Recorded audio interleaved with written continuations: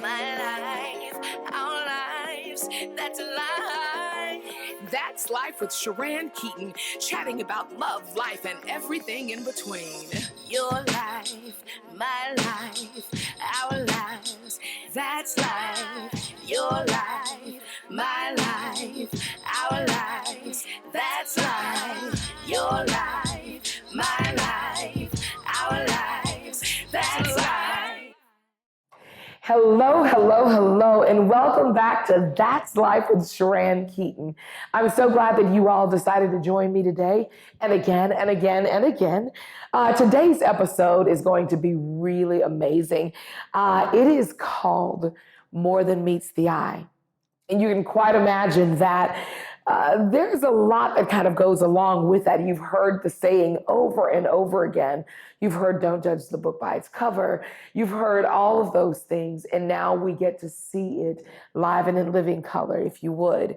My guest today is a wonderful young man who, let's just say upon sight, someone might make certain assumptions. But there's so much more than meets the eye.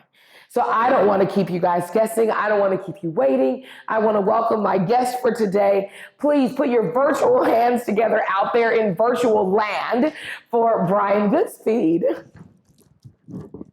Hey. What's going on? What's going How on? are you? I'm doing great. How about yourself? Great. Good to see you. Always. All right. Oh my gosh, you smell so good. Did you take a bath? Well, I do that from time to time, Okay. Ladies and gentlemen, he bathes. I'm just saying. Yeah, gotta do that. So welcome. Thank you so very much for being here. Oh, yeah, for sure. I just want to dive right on into the good stuff, right? Okay. We live in an America that definitely is a judgmental place. Indeed. We live in an America that definitely decides who you are and what you are just on sight. Okay. And God forbid you should have a day where you're just like hanging out in shorts and a t-shirt and you're not. I mean, because today, you're dressed pretty snazzy. So this is light work. This I ain't even trying. I'm just threw something on. Just threw a little something. Just a little something about the closet. Just happened to look good in it. That's it. That's it. I'm so here for every bit of that.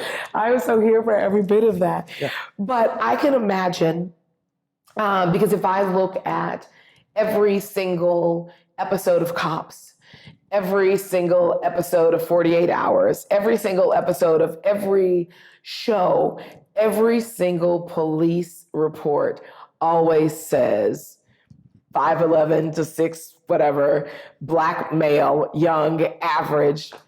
You. Yeah, I fit the description. You fit the description. Mm-hmm. You fit the description. So I think the first thing I want to talk about is where that sits with you. Maybe talk to me about some examples of times where you fit the description in a way that was a little more uncomfortable or dangerous or whatever. I don't know. Just talk to me about that. Well, I definitely have been in several situations. Usually it's when I meet, somebody new. Case in point, I just moved into the neighborhood that I'm in now. It's a predominantly older neighborhoods, and it's not very many African Americans over there that lived in that area, especially, young, So meeting the neighbors, all of them real cool, but they never know what to ask, like as far as what do you do, right? Mm-hmm. So when I tell them, I'm a software engineer, it's like, really? I always get that every time, no matter what. Like, oh, I thought you probably play sports or something. Mm-hmm. I'm like, no. I'm an intelligent person, and yeah, even though I might look like the typical description of, like what you were just talking about, yeah, there's definitely more than meets the eye. So I get that all the time. Like, nobody ever assumes, that I'm, a nerd, definitely a nerd, mm-hmm. deep down in my heart and in my mind. So, and then you also get the other part of that, not just with the, occupation or anything like that, but also just looking at me and assuming that, I'm a, big black guy that's, intimidating for whatever reason. Yeah. So but I'm the nicest guy you'll ever meet. Like, I love to, make people laugh. I'm carefree, I'm easygoing. Like, in my opinion, I'm pretty fun, so not intimidating at all. Like, I'm not an aggressive person, but a lot of people assume that. I can imagine that can be very just disruptive to life. Because I know for me, I don't fit any description other than, are you a gospel singer? People just automatically assume, and I'm like, yes, you're right. But I still also have some of those fears, for lack of a better word. When I drive, speed limit with no tickets, and I pass a police officer on the side of the road, I get tense. Oh, yeah. And for like 3 miles down the road, I'm still looking at my rearview mirror. Just to make sure he didn't pull out behind you, after he done ran your place, because he did. Right. Yeah. And so that's a real thing. And I come across more, though, in general, my look, my everything, as more of a nurturing mom type, I think. And so I'm less of a threat. And so I can imagine how different that is for you. Yeah. Being young, Black, and in America. Yeah. It's not easy. But I guess the approach that I've taken, over time, I've just built up almost like a personal force field almost. Like nothing really bothers me. You can say whatever you want. You can think whatever you want.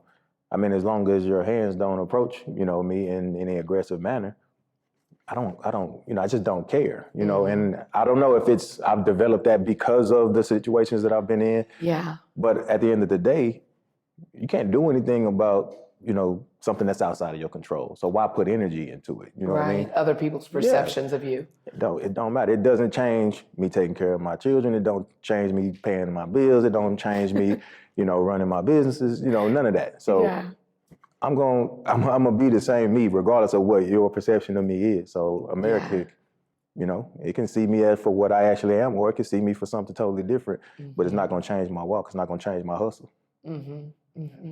I received that. I was talking to my team about each of the guests that were going to be on the show. And one of the things that I said in describing you, and then I felt bad that I had to put it on the list. I said, he's smart, and he, is an entrepreneur, and he's a really great father. And I thought about it after I said it. I'm like, why is that a gigantic announcement for this Black man? Like, why in society, is that a big announcement / surprise / even a notable thing? Like, why am I even having to say that as one of your assets? You know what I mean? Well, I think it can be assumed that just because you have children, you're a good parent.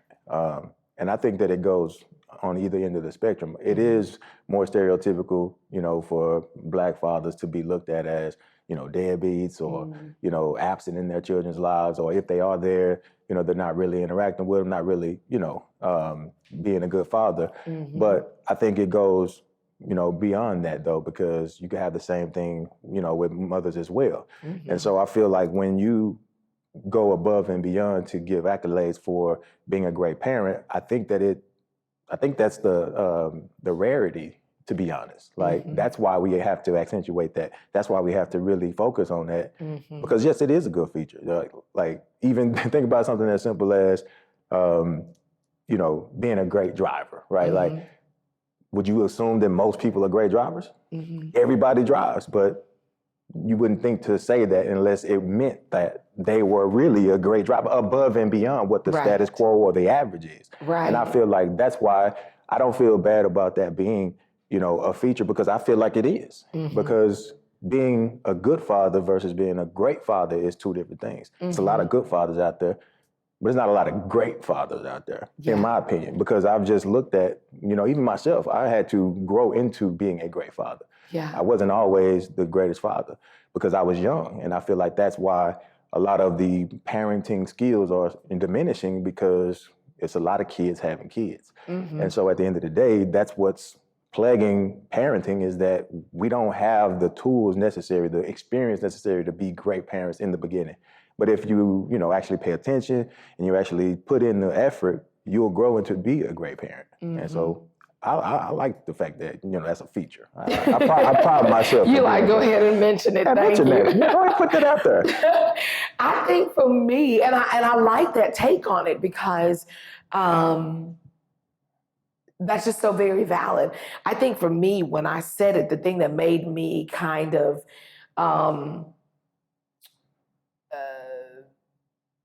check myself is that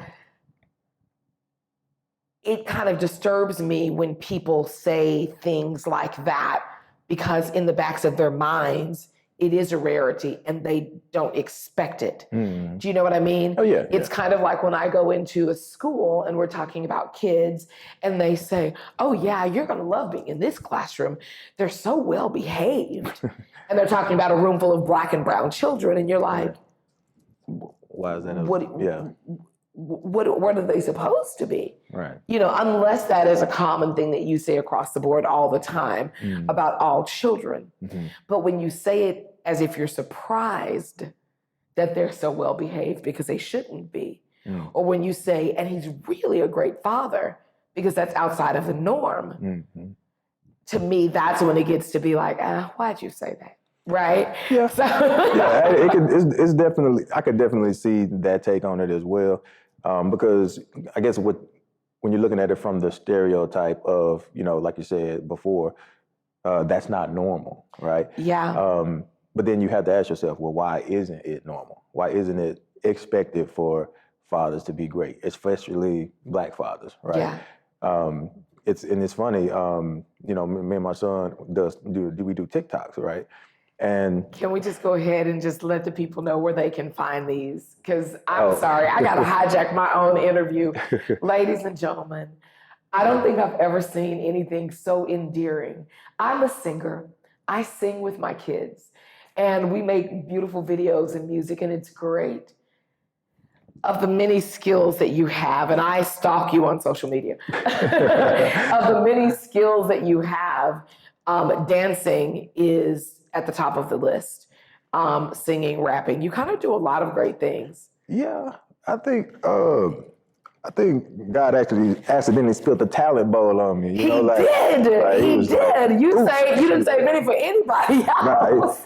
It's crazy. But so he's a really great dancer, and he has a son. How old is your son? He'll be 18 in May. Actually. Holy cow! Yeah, he graduates this year. Yeah. So his son is 18 years old, and they look identical. And just everything. And the stature said they do these TikTok videos, and it is the most amazing thing to watch because it's like bonding experience extraordinaire. And what's your handle on IG? Mine? Yeah. Mine is YoungSwag38, I believe. I don't think about it, but I do know. You don't have to say it often. Yeah, I don't have to say it often. I don't push social media like that. So, with the TikToks are actually, his page. Okay, what's his page? That's Brian.Drippy. Okay. Yeah. Brian BRIAN .Drippy DRIPPY. I don't even want to know. I don't want to know what's Drippy. Oh, drip is like fashion or just having a good swag about yourself. So have you ever heard like draped up and dripped out? I have. Okay, so yeah. I have. So yeah, I'm dripping, you know what I'm saying? I got the swag, sauce. I got the sauce. Oh. You know what I'm saying? So right now, I got some sauce. Like you got some drip on right now. You know what I'm saying? I got some drip on. But do I have sauce? Yeah, that's what you dripping. You dripping the sauce. You know what I'm saying? Y'all better watch out there in TV land before you get dripped on, because I got the sauce. Too far? Yeah. Too much? That might have been too far. Okay. Just keep it at the a normal. Bring it back. Yeah, just bring it down. Dial it back. Got it. Thanks. Keep it cool. Keep it cool. Cool. Yeah. I'm cool. So Brian.Drippy on TikTok. Yeah. Brian.Drippy on TikTok. And that is... that's exciting. So you were about to say about your son and your TikTok video. Yeah, so we were talking about the whole not being normal for, Black fathers to be, present. Mm-hmm. And because me and Brian, we do these TikToks, people see our relationship, and in the comments, they're always like raving about how, man, that's great, that's awesome, I love y'all relationship. And then you get to the other comments that's like, man, I feel bad because it's like, man, I wish I had a dad, or man, no, this is serious. And I'm just reading these comments like, I'm devastated, because this is a real thing that's happening. Like, and it's absent-minded to me because, like, I mean, I'm with my kids every day, like I see them every day, and it's like, this just normal to me, right? Yeah.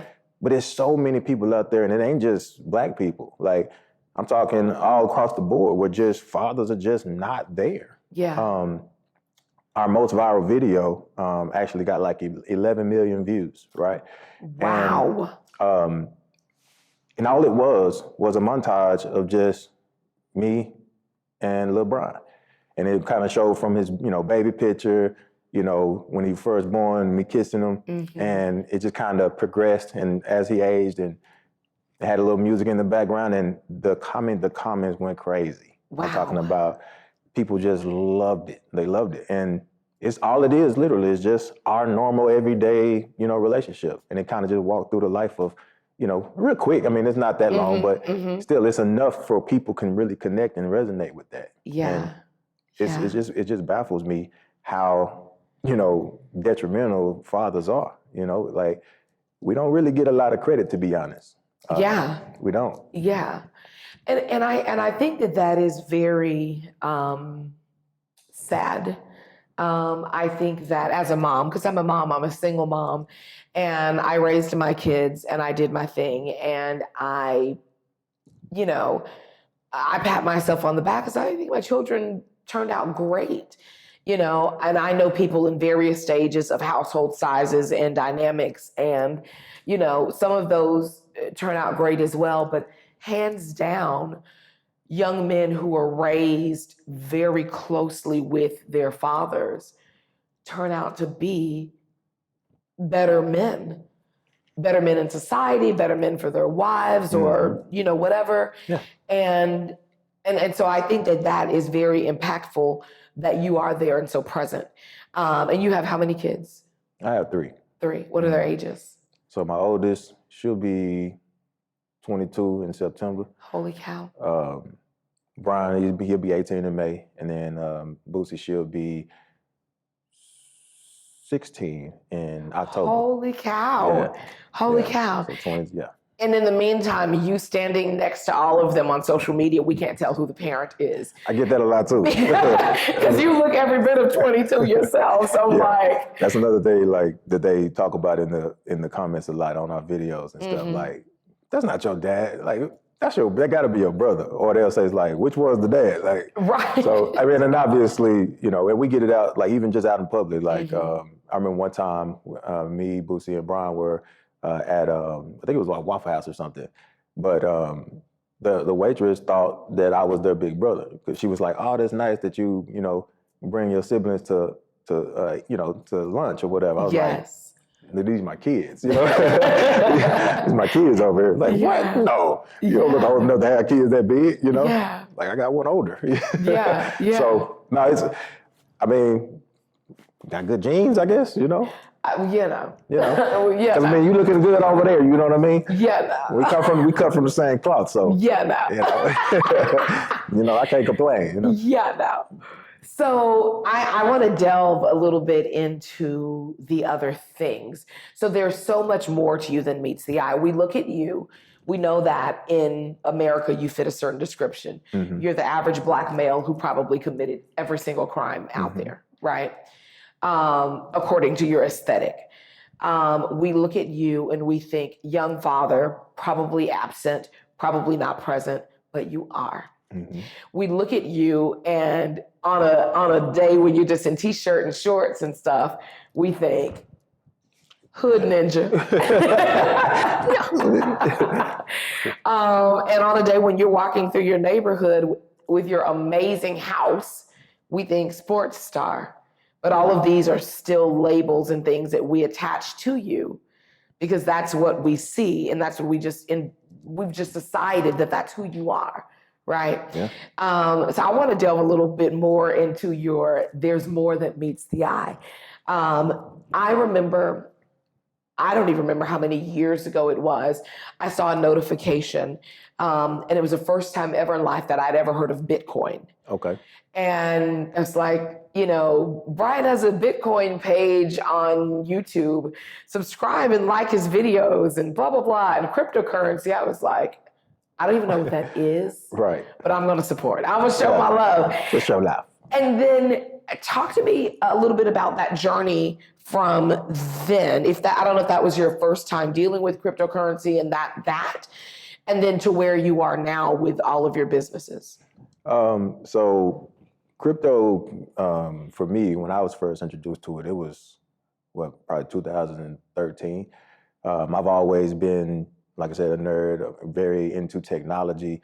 And when I heard about this new, digital currency, and it's going to be the next, big thing, and it's going to replace the dollar, all this, I'm like, let me see. And so, I was reading about it and, but I wasn't, ready to really just dive in. I was like, hey, that stuff ain't gonna catch on, but it's cool though. The technology behind it was really cool. And I was like, I just kind of kept it on the back burner. Fast forward, to maybe 2016, something like that. It really started taking off. And then so I wanted to get involved. I'm like, I don't want to miss out, so let me find out what's going on. So I started doing more research, actually start, investing and so forth and so on. And I wish I would have just stayed the course. But at some point, it just became overwhelming when I started the YouTube channel and all of that. It was just a lot. It was a lot to do, a lot to keep up with. And then crypto is, no different than any other investment. It also is volatile. It's probably one of the most volatile investments right now. But I didn't have the tenacity to just continue to invest in it and work in it. So I kind of just let that kind of go off to the side. But then it popped off again, about 2019-ish?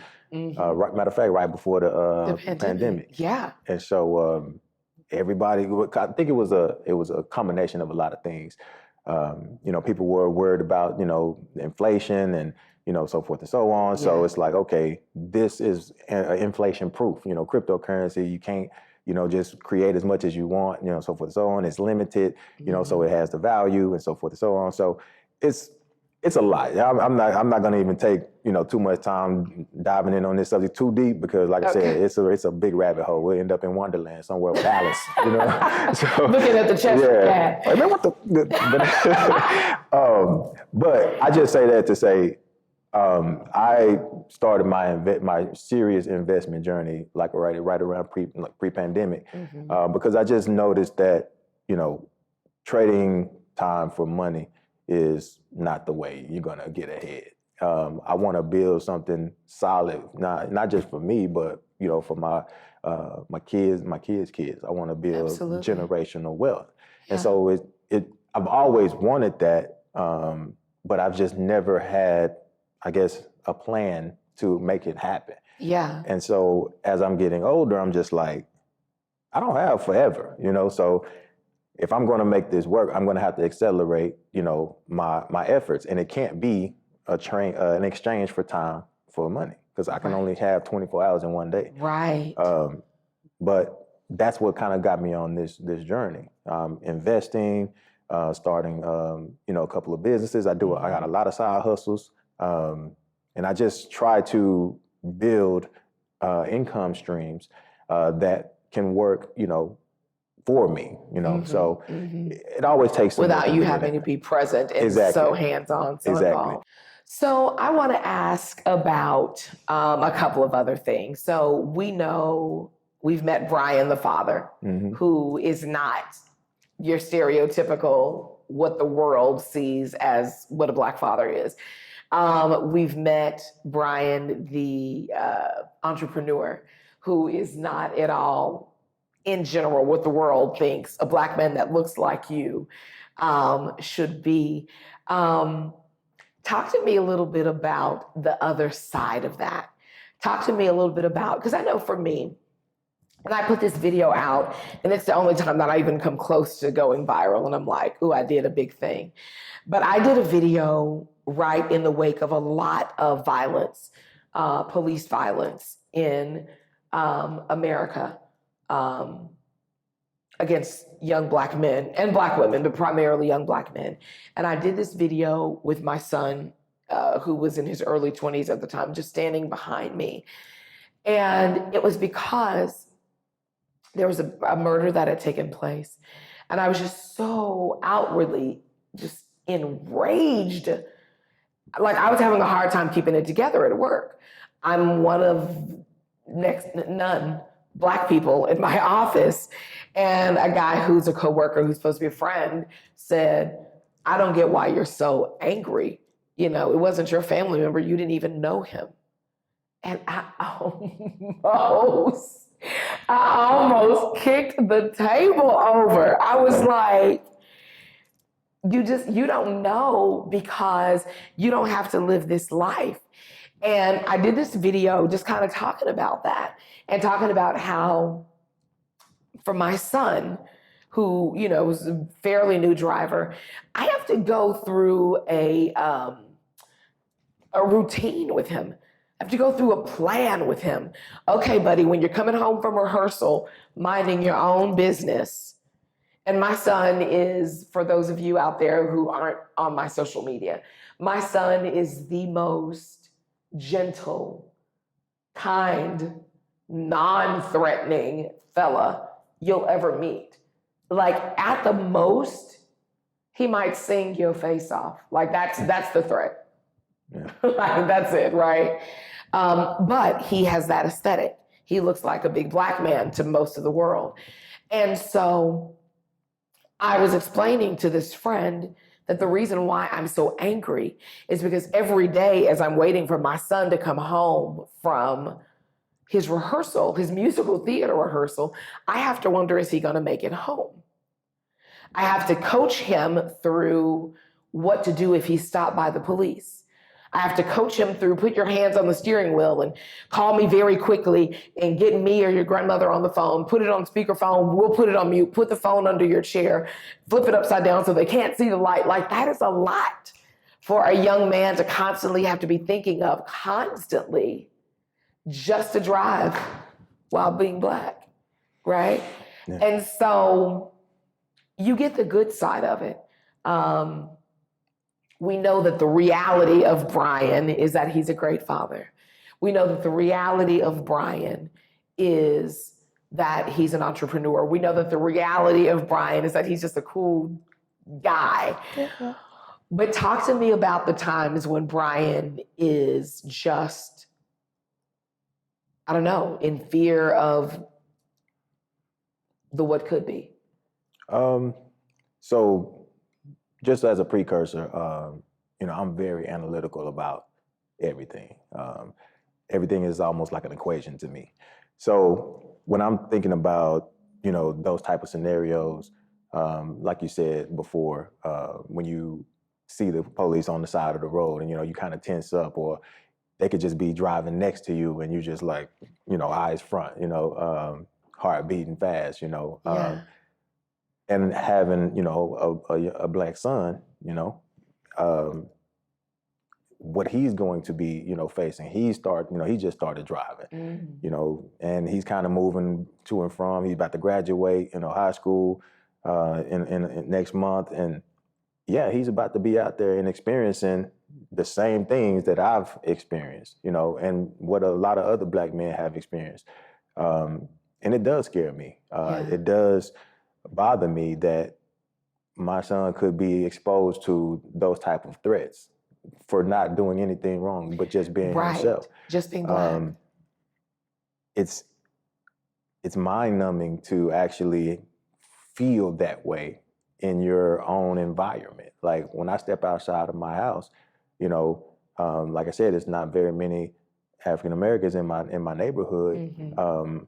And so in the beginning, I did feel tense. I did feel like, I don't know if they actually accept me for, you know, as a real neighbor. Some of them are, you know, extra nice, and some of them are, you know, I'll wave, but I'm not gonna talk to you.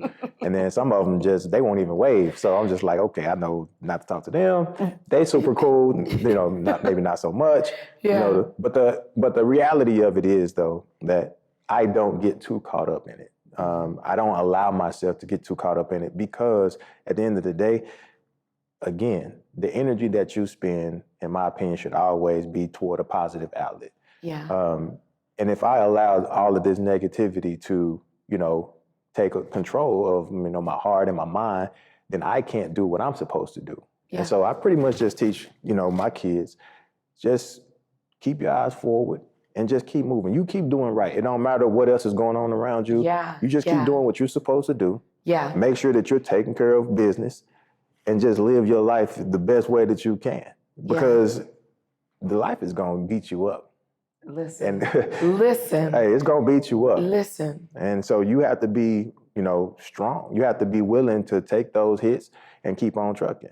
You can't, get down on yourself. You can't worry about, whether they're going to mistreat you, and find somewhere else to be. Right. You always have a choice. You always have a choice. Yeah. And so just to, touch more on that subject matter, having to teach our children, how to, kind of navigate being Black. Yeah. It's not something that's ideal, but I feel like it's no different than teaching your kids, how to put shoes on, how to, cook, how to do anything to be a successful adult, right? But are we a little angry on the inside though about the fact that we have to do that though? Because I'm like, white people aren't going around, and I know that there's more than just Black and white. I'm using that dynamic because that's where we are. Right. Shout out to 2022. They're not going around having to teach their children how to be white in America and make it out okay. Right. You know what I mean? Yeah. And so that does come with, you can't experience that and not feel some type of way. Yeah. I guess the difference is how you actually respond to it. Yeah. It's like somebody stepping on your foot, right? Like, yeah, it's gonna hurt, but it's how you respond to it, Right. Is it uncomfortable? Yes. Do I like it? No, I hate it. But what can I do about the fact that it happened? The best thing that we can do is just evolve and, basically teach our children to evolve with it as well. Yeah. That's really all we can do. Yeah, we can, voice our opinions and that's important too. But at the same time, how far do you go? And how, you know what I mean? Like what experiences are you changing when you're doing, all of this, speaking out and protesting? Because our voices are being heard. That's a subject for another day. Oh, okay. You have to come back and talk about that because that's a middle of the road thing where some people are like, well, anyway, I won't go into it. Okay. Here's what I need you to do for me, and we're going to get out of here. I need you to look into that camera right there. Okay. And I need you to give me about 45 seconds of telling America, because all of America is going to be watching my show, right? Oh, yeah. Okay. Oh, yeah. I need you to tell all of America from the voice and the face and the existence of one amazing Black man what you would like them to know as they look at Black men in general and may possibly be passing judgment or may possibly be casting their own beliefs or whatever on that Black man. Talk to America and tell them from the perspective of a Black man, whatever, how that makes you feel, any message you want to give all of America right now. Okay. I would just like to start out by, really just focusing on people, right? We talk about Black, we talk about white, we talk about male, female, but at the end of the day, we're all just people. I don't want to be treated any differently because I don't treat anybody any differently because of what they look like, what their beliefs are, what demographic they're from, what they do for a living, their financial status. None of that matters to me. When I look at a person, that's just another human being that I have a natural compassion for because it's a fellow human being. That's all we're really asking for. That's all I ever really want. And that's what I want for my kids' kids. And so that's how I carry myself. I don't allow the hatred and the misconceptions to change how I behave. I'm still going to be the fun-loving guy, whether you think I'm an intimidating person or not. I'm still going to make money, whether you think I'm, low class or not. I'm still going to have businesses whether you think I can own them or not. So stop casting that. Stop portraying that. Stop putting that out there, because that's not the facts. Learn me. Learn who I am. Learn that I'm an individual. I'm a person, no different than anybody else, and treat me as such. Wow. Wow. Well, I want to thank you so much for being here today. My pleasure. The whole purpose of this show is to talk to people who come from various perspectives and can talk about subjects that maybe are kind of taboo or whatever. And today it really is coming down to just realizing that there's so much more than meets the eye. When you see somebody, don't just assume that you know who they are. Get to know that person. Give that person a chance. But most importantly, even if deep down inside you can't help but be slightly judgy, don't act on it. Don't treat people a certain way because of the way they look, whether it be their a mental or physical disability, whether it be the color of their skin, whether it be their gender. Because I promise you, if you take a moment and you actually get to know that person, there's always more than meets the eye. Ladies and gentlemen, that's life with Sheran Keyton.